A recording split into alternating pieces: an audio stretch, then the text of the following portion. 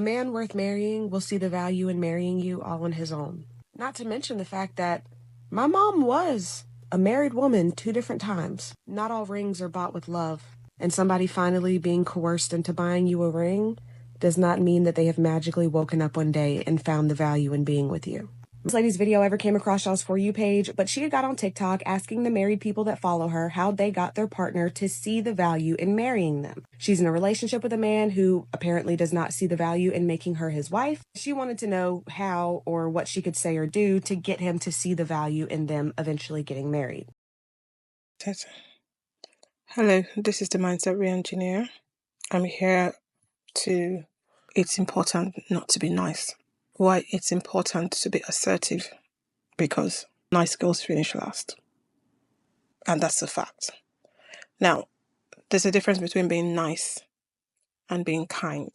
And it's more important to be naive, especially now, because it seems like there's a spirit of selfishness and narcissism amongst people.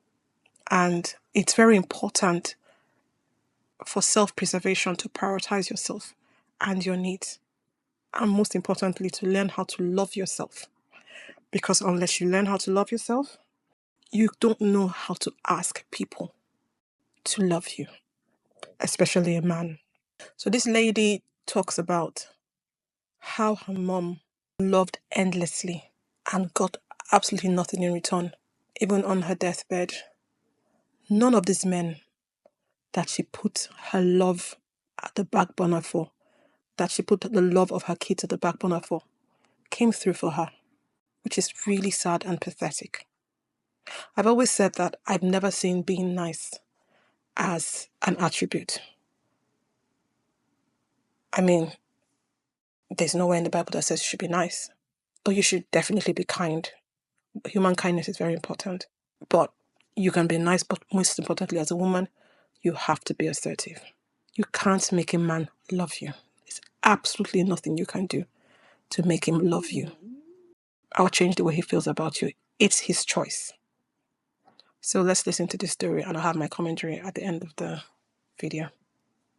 I'm going to respond to this video, and I would love to tell you about my marriage and my husband and how amazing he is and how he goes out of his way to make every special occasion special, and he celebrates every holiday, and he doesn't come up with excuses as to why Valentine's Day is stupid or why he shouldn't have to buy flowers, and how he's the best man in the world that I've ever met, right? I could tell you all the romantic things, and it would be very valid and very sweet. But I would rather tell you about my mom because I think it'll have a more lasting impact. I would describe my mom as a woman who had a deep desperation to be loved. I would go as far as to say that her desperation to be loved and cherished and valued was literally woven into the fabric of who she was as a human being. And I spent my entire childhood, my entire adolescence, all of my teen years, all of my early adulthood, watching my mom sit around and try to convince the men that she was with to see the value in being with her. I sat around watching her beg them to love her, beg them to respect her, beg them to value her, and it never happened.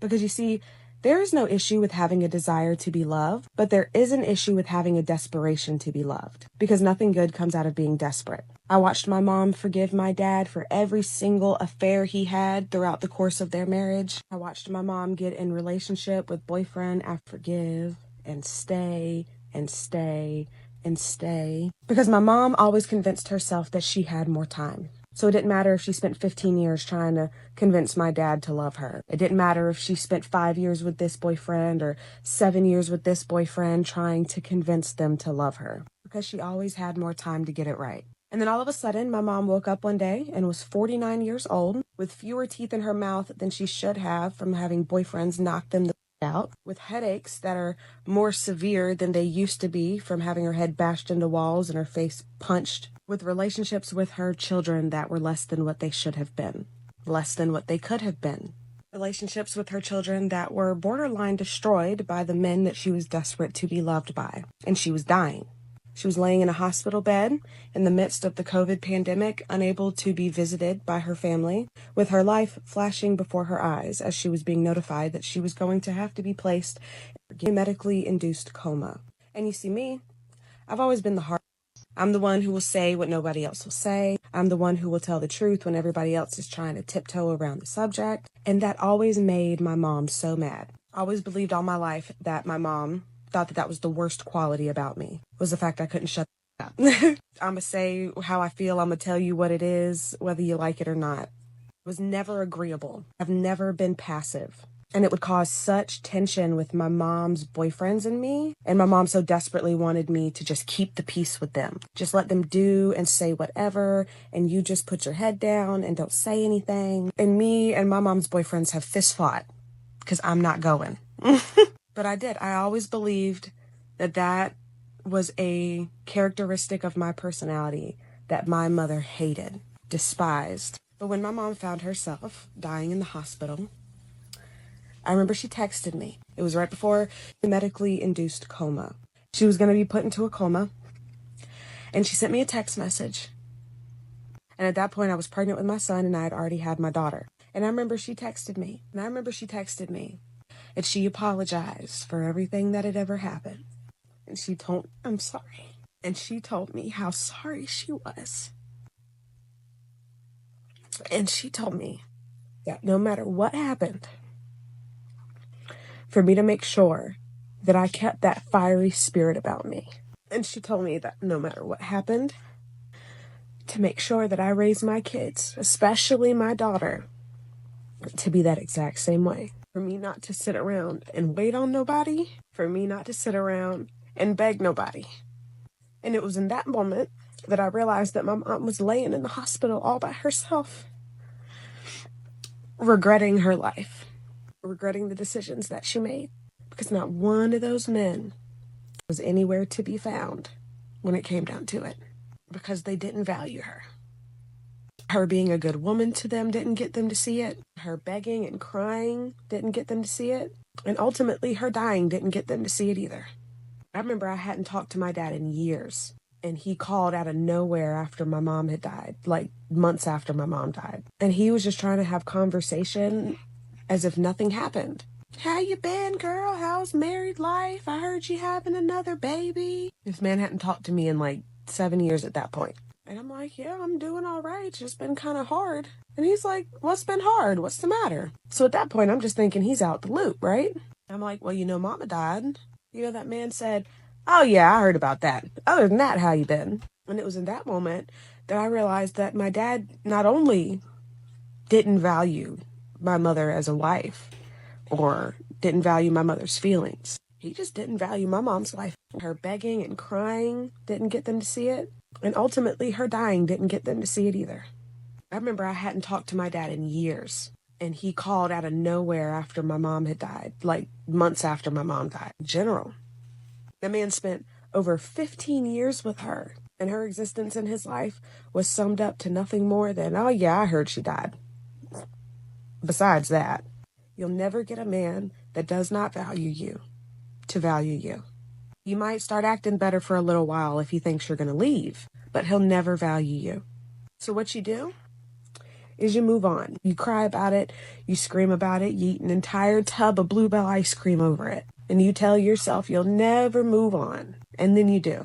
Because the only thing worse than wasting 10 years with somebody who you come to realize doesn't value you is choosing to waste another 20 because you're too scared to start over. And I hope and pray that your situation is not nearly as extreme or abusive as my mom's was. But also, never believe that it couldn't be you. Because my mom, too, started out as nothing more than a young woman who was sitting around wondering what she could do and what she could say to get the first man that she had ever been with to see value in being with her. And it only got worse from there. A man worth marrying will see the value in marrying you all on his own. Not to mention the fact that my mom was a married woman 2 different times. Not all rings are bought with love. And somebody finally being coerced into buying you a ring does not mean that they have magically woken up one day and found the value in being with you. Most of the time, they're just trying to get you to shut up. You don't want a shut up ring. And my mama wouldn't want you to want one either. So my advice is to dump it. It'll be sad, but it'll get better before you're married. Promise. This is a lot to unpack. I feel really sorry for her mom. She's been through so much. I can't believe that one woman went through all of this just to please the men in her life. I've always said it. Men have no incentive to change as long as they are women with low self-esteem and they are desperate women. I know this because I've once been that woman. I've once been that woman who was male identified. And bear in mind, I came from a very stable home. I had two very loving parents. I did well. I was a star child. I was well rounded. I was good at everything I did, academically, socially, everything. But I can't tell you where the need for male validation or male attention, where it started. However, I knew that it got worse with the loss of loved ones and the loss of my protection. All the people that I knew loved me unconditionally. And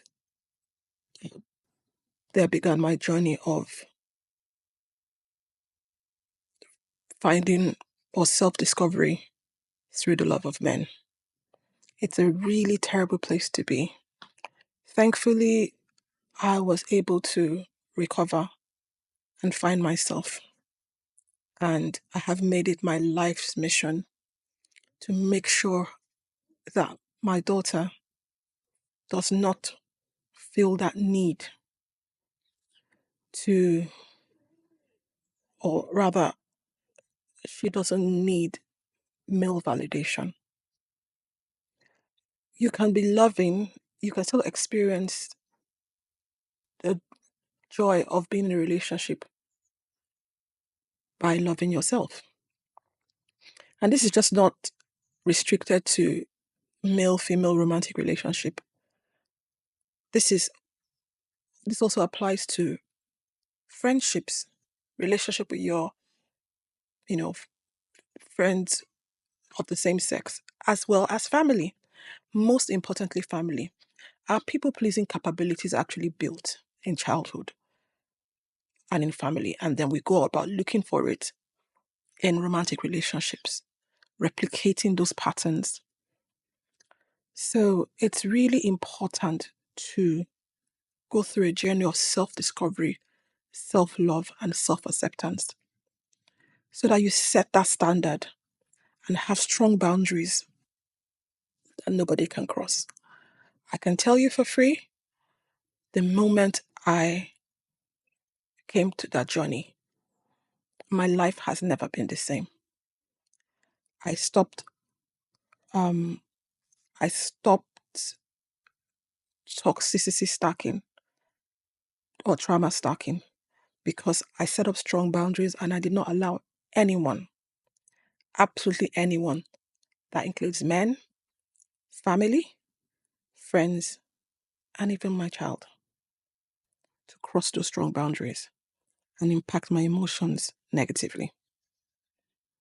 Because I can only love you when I'm whole. I can't love you when I'm broken. So I wish that women will take that journey. You are enough. Being whole will not stop you from being loved. Being whole is not a femininity propaganda. Come to think of it, the whole decentering men movement is not that you stop dating. Absolutely not. But it's that you find yourself, find your passion, find activities that bring you joy outside of men. You can't place your happiness in a man. Your happiness is your responsibility. Your happiness is a choice. You choose every day to be happy despite your circumstances. You choose to be happy single, you choose to be happy in a relationship. It's a choice. And so I implore you, my dear ladies, and some guys as well, if you find yourself in a situation where you're losing yourself, you're losing your soul, you need to re-strategize. You either start to find activities outside of work that feed your soul. And if it's really critical, if there's any form of DV, please leave. Leave. Like I said, I've always, always advocated for assertiveness. I was once a non combative, easygoing, non confrontational person. And because I hated conflict, I allowed myself to be walked all over. But I didn't mind because, like I said, I had my protection. Eventually, when life pushed me to the wall, I had to fight for myself.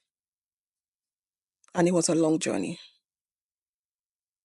And eventually, I've come to a balance. I don't tolerate BS. My block button is very active. I don't have time. I have cut off friends and I cut men out of my life on the daily.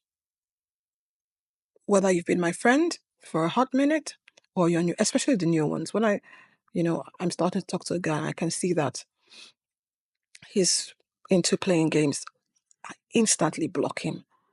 I don't even believe in keeping the contacts around. I used to do that before because I was like, oh, you know what? This relationship can be useful. No, because you find out that over time you just keep acquiring people that really don't add value to your life. So if I meet you and you mess up, I meet you a few days ago, a minute ago, and you act up and I block you, it's like I never met you. It just means that our paths were not meant to cross. So I'm going back in time and recharting my path. It's that simple. Because people feed off energies, both male and female. Some men, especially because men are used to dating multiple women, they've got a lot of practice. So they get your number, they really don't have anything planned for you but to put you in a rota until you are vulnerable enough for them to get what they want from you. So tell me why I should have you. I should give you my feminine energy when I can put it into going to the gym, making myself beautiful, edifying my friends and loved ones. Why should I give it to you, a strange man? Go find someone else to do that for you. You know, we need to be selfish. And I know selfish is a difficult word to accept, especially if you grew up with morals or from a Christian home. But if selfish is not a word that you can absorb, self preservation. Look, when I was in a toxic relationship, aged. I aged so badly. When I walked away and started on my self-healing path, I reversed in age. Toxic relationships age you. They make you sick. I'm telling you. And this is not just strictly about, about relationships that have physical DV. Emotional DV is just as bad, even worse.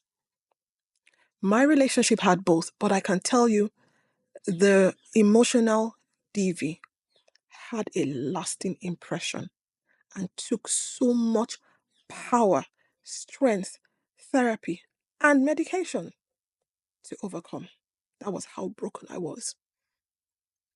And so I have become so selfish and self preserving.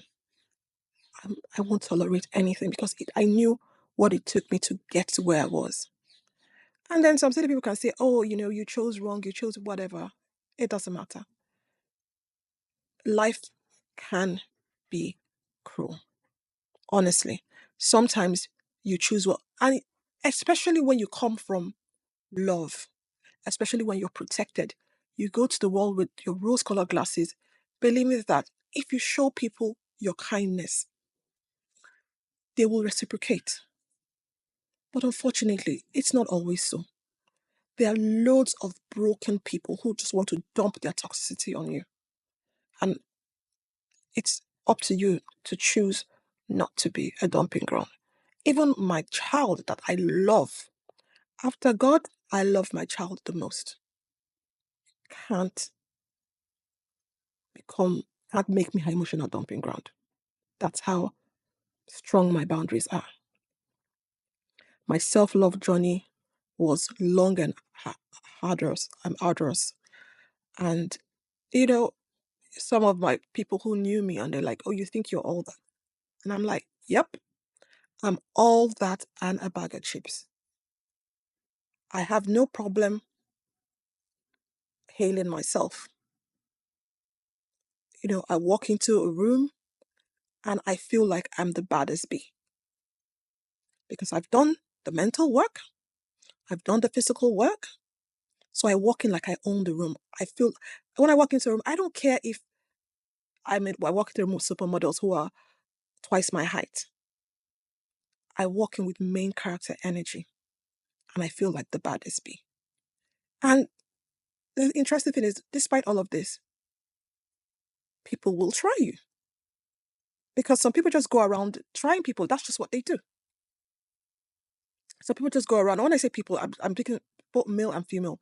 They go around pushing boundaries to see, okay, if this thing you're putting on is a facade or if it's real.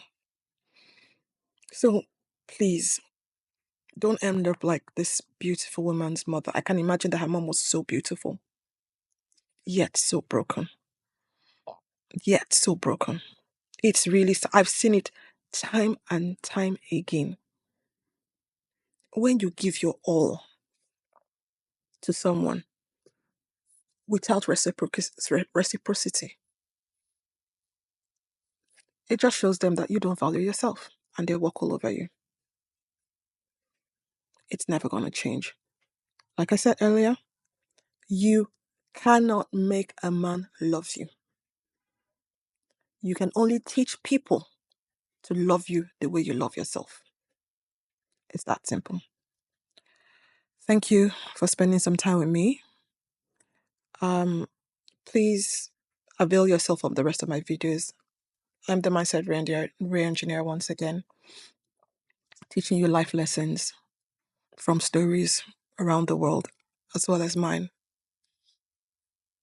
I want us to be all healthy, happy people so we can create healthy, happy families because the families are the building blocks of society.